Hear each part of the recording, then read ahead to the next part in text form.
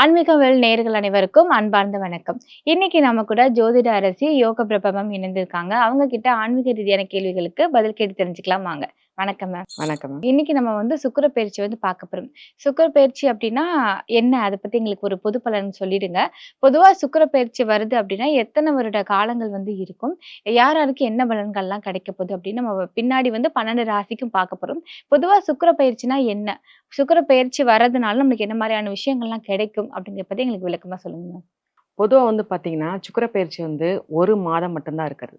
ஆனா, அந்த 1 மாதத்திலேயும் பார்த்தீங்கன்னா, அதுக்கடுத்து வரக்கூடிய ஒரு பலன்களுக்கு உண்டான ஒரு அடித்தளம் போட்டுட்டு போயிருவாரு. அவர்தான் சுக்கிர பயிற்சி.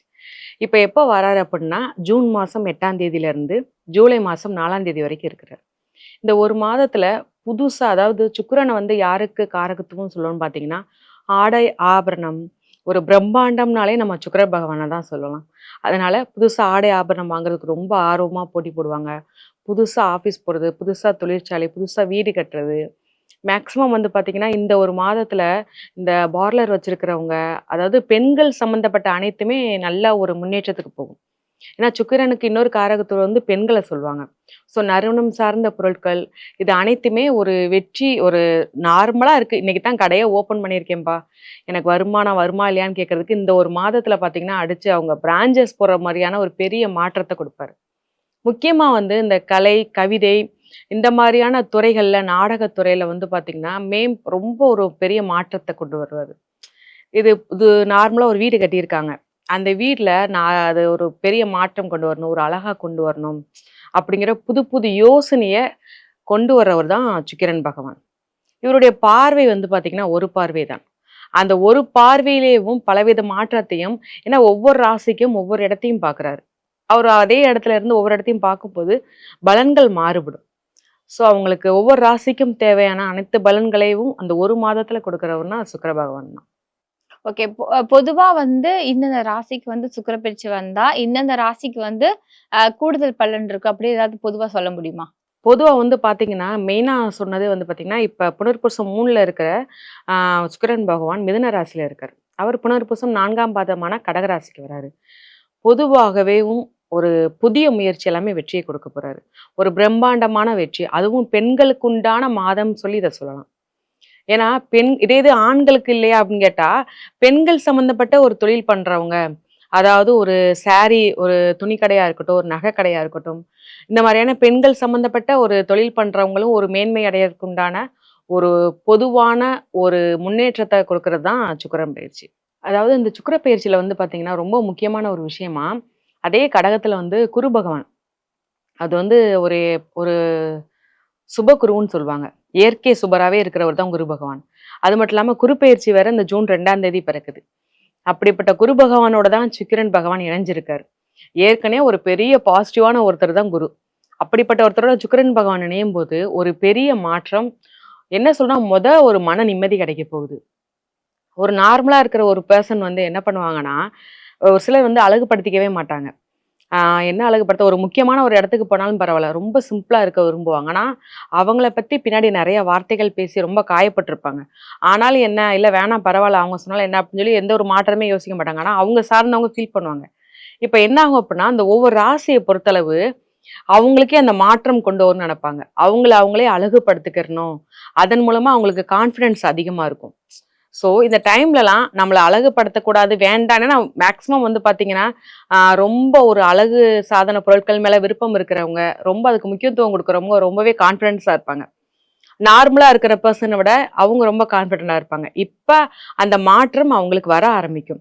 தன்னைத்தானே அழகுபடுத்திக்கிறது, தன்னைத்தானே ஒரு நம்பிக்கைக்கு, ஒரு பெண்கள் சார்ந்த விஷயத்துல ஒரு வெற்றி, தைரியம் கிடைக்கக்கூடிய மாற்றமா, அதுவும் குருவோட சேர்ந்து இருக்கிறதுனால, பெண்களுக்கு ரொம்ப சப்போர்ட்டா இருக்கும் இந்த பெயர்ச்சி. நம்ம அடுத்ததா மிதுன ராசிக்கு பார்க்க போறோம்.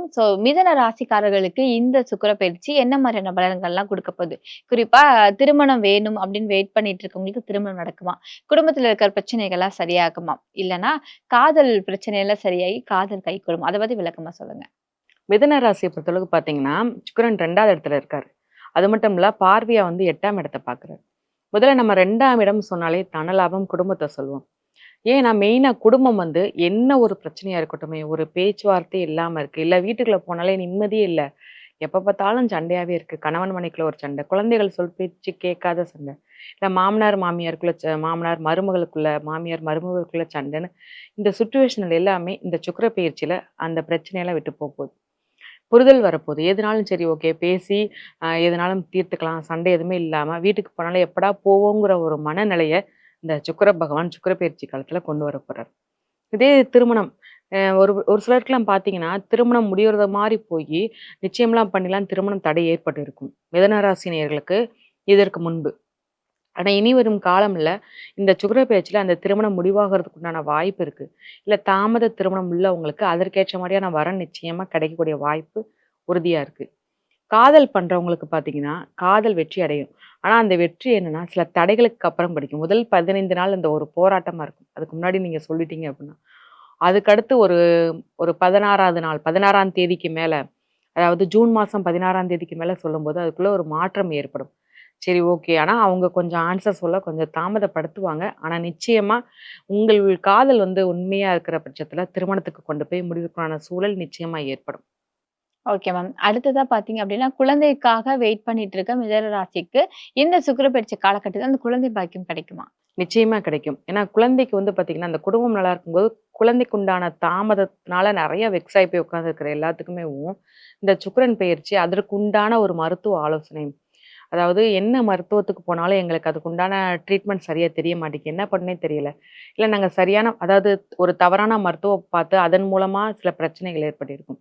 அப்படிப்பட்ட சூழ்நிலையில இப்ப யாராவது ஒரு பெண் மூலமா இவங்களுக்கு ஒரு உதவி வரும். அதாவது நீங்க இந்த மருத்துவர் ஆலோசனைய கேளுங்கப்பா. நிச்சயமா உங்களுக்கு குழந்தை வரம் கிடைக்கும்னு யாராவது ஒரு மூலமா சொல்லி, அதன் மூலம் இவங்க அத போய் பார்த்து, அதற்குண்டான வாய்ப்பு இவங்களுக்கு இந்த சுக்கிர பெயர்ச்சியிலேயே கிடைக்கும். நிச்சயமா. Okay ma'am. அடுத்ததா தொழில் மேம். இப்ப மிதுன ராசி வந்து இந்த 2026ல நெறைய பேர் வந்து வேலையெல்லாம் இழந்திருக்காங்க. நெறைய விரய செலவெல்லாம் ஏற்பட்டுட்டு இருக்கு. ஸோ இந்த சுக்கிர பயிற்சி காலகட்டத்தில அவங்களுக்கு பணவரவு எப்படி இருக்கும்? அதாவது 2ஆம் இடம் சொல்லும்போது நான் குடும்பம், தனலாபம் சேர்த்து சொன்னேன். அதனால தனலாபம், பணவரவு வந்து கொண்டே தான் இருக்கும். ஒரு வேலைன்னு வந்தா, வேலையில வர்ற வருமானம் நார்மலா வந்துகிட்டு இருக்கும். ஆனா, இவங்க புதிய வேலைக்கு உண்டான முயற்சி இப்போதைக்கு பண்ணக்கூடாது. ஆனா, தொழில் வந்து நல்ல வருமானத்த குடுக்குது. ஒரு ரெட்டிப்பு லாபத்த குடுக்குதுன்னு சொல்லலாம். ஒரு லாபமா இருக்கிறது, இப்ப என்னப்பா இத்தன நாள் இன்னைக்கு ஒரு நாள் ஒரு நார்மலா ஒரு சின்ன கடை, ஒரு பெட்டி கடை. அவங்களே இன்னைக்கு ஒரு நாள்ப்பா ஒரு 3000, 5000 சேல்ஸ் எப்பயும் சேல்ஸ் ஆகுறது. இப்போ வந்து பார்த்தீங்கன்னா, ஒரு 10,000 வரைக்கும் போகும். நல்லா 10,000 வரைக்கும் வருமானம் வரும். அந்த மாரி தனத்த அதிகமா படுத்துது. ஆனா வேலையில அவங்க அதே வேலையில இருக்கணும். நார்மல் வருமானம் வரும். பதவி உயர்வு வரதுக்குண்டான வாய்ப்பு அவங்களுக்கு இருக்கு. அதன் மூலமா பண வரவு வரும். ஆனா முதல் 15 நாள், 20 நாள் கழிச்சு தான் அவங்களுக்கு அந்த வேலையில உள்ளவங்களுக்கு மாற்றம் ஏற்படும். மிதுன ராசிக்காரர்கள் வந்து சில பேர் இப்ப உடல் நலம் சரியில்லாம இருக்கிறாங்க. ஸோ அவங்க அவங்க எல்லாருக்குமே இந்த காலகட்டத்தில உடல்நிலை சரியாகுமா? கண்டிப்பா. ஏன்னா 8ஆம் வீட்ட அவர் பார்க்குறாரு. 8ஆம் வீடு அப்புட்ன்னா நம்ம ஆயுள் வீட சொல்லுவோம். ஒரு மனிதருக்கு வந்து என்னதான் உடல்நிலை சரியில்லாம இருக்குது, ஒண்ணுமே இல்ல. அவருடைய வந்து ஒரு லாஸ்ட் ஸ்டேஜ்ல இருக்காருன்னு நெனச்சுக்கோங்களேன். அந்த சுக்கிரன் பகவான் ஆதிக்கம் உள்ளவங்க, அவர மருத்துவமனைக்கு கூட்டிட்டு போயிட்டாங்க. அப்படி இல்ல அந்த சுக்கிரன் பகவான் ஆதிக்கம் உள்ள ஒரு மருத்துவர் அவங்களுக்கு ஒரு சிகிச்சை பண்றாங்க அப்படின்னா, லாஸ்ட் ஸ்டேஜ்ல இருக்கிறவங்க கூட எந்திரிச்சு உட்காருவாங்க. அந்த மாதிரியான ஒரு பெரிய பாசிட்டிவான ஒரு விஷயத்த தான் சுக்கிரன் பகவான் நம்மளுக்கு குடுப்பார். அதனால என்ன உடல்நிலை சரியில்லாம இருந்தாலும் சரி, இந்த சுக்கிர பெயர்ச்சியில அவங்க சுக்கிர பகவான் வழிபாடு பண்ணோம்னா எந்திரிச்சு உட்காந்துருவாங்க. ஒண்ணு அவங்களுக்கு சுக்கிரன் பகவான் பலமா இருக்கணும். அப்படி இல்ல அப்படின்னா, அந்த பலமா இருக்கிறவங்க இவங்க கூட இருக்கணும். அப்படி இருந்தா என்ன உடல்நிலை சரியில்லா இருந்தாலும் சரியாகிரும். Okay ma'am. அடுத்ததா எந்த கோவில் வழிபாடு? சுக்கிரன் வழிபாடு சொல்லியிருந்தீங்க. அது இல்லாம எந்த ஒரு கோவில் வழிபாடு சிறந்த பலன் தரும்? இவங்களுக்கு வந்து கோவில் வழிபாடுனா சுக்கிர பகவான் வழிபாடு தான் பண்ணணும். ஏன்னா அந்த ஆயிலையும் சேர்த்து குடுக்குறாரு. நவகிரகங்களில் ஒன்றான சுக்கிரன் பகவான் வழிபாடு பண்ணணும். இன்னொன்னு ரொம்ப முக்கியமான வழிபாடா நம்ம என்ன சொல்லலாம் அப்படின்னா, அவங்களுடைய மாமனார், மாமியார ரெஸ்பெக்ட் பண்றது. அதாவது இவருடைய 8ஆம் பாவம் வந்து மாமனார், மாமியாரையும் குறிக்குது. ஸோ இவங்க எந்த ஒரு செயல் பண்ண போறாங்க, இல்ல வெளியில போனாலும் அவங்களுடைய மாமனார், மாமியாருக்கு ஒரு மரியாதை குடுக்குறதோ, இல்ல அவங்களுடைய ஆசீர்வாதம் வாங்கி ஒரு திருநீர் பூசுறது, எதுனாலும் சரி. அவங்க தலையில கை வச்சு நல்லா இரும்மா, நல்லபடியா நீ போற காரியம் வெற்றி அடையும், நீ நல்லா இருப்பப்பா அப்படின்னு அவங்க ஒரு வார்த்தை சொன்னாலே போதும்.